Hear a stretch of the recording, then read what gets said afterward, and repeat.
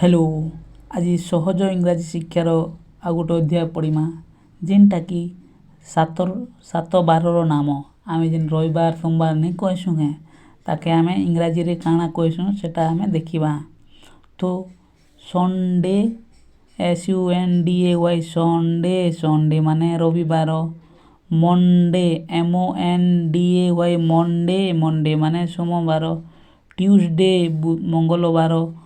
Wednesday WEDNESDAY Wednesday Wednesday माने बुधवार।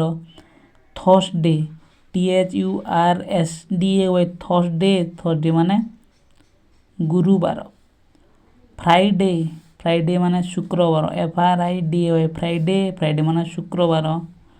Saturday Saturday माने शनिवार SATURDAY सैटरडे सैटरडे माने शनिवार। बारर ना जानलु ए मासर नाम जाना जेनटा 12 मास नहीं रही कहसुँ बारर मास।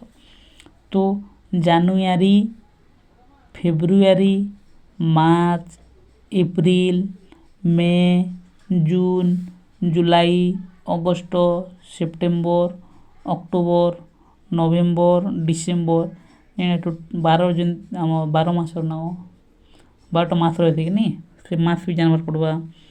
तो आउ ऋतु ऋतु पर ऋतु जेन बदली थी जेन ऋतु मान भी अच्छे 6टा ऋतु अच्छे जान लोग।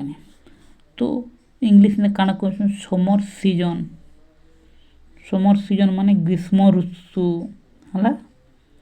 रेनी सीजन वर्षा ऋतु है। ऑटमन सीजन शरत ऋतु।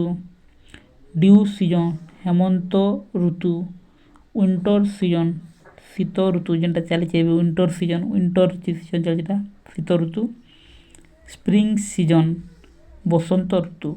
तो 6टा ऋतुर नाम नहीं क्या ग्रीष्म वर्षा शरत हेमंत शीत बसंत एटा मस्त करने जो मन रख पढ़ब मन आसीजा। तो आम आज काଣା पढ़लु 7टा बारर नाम पढ़लु Sunday Monday Tuesday Wednesday Thursday Friday Saturday आदि 12टा बारर आमर मासर पढ़लु January February March April May June July August October November December है।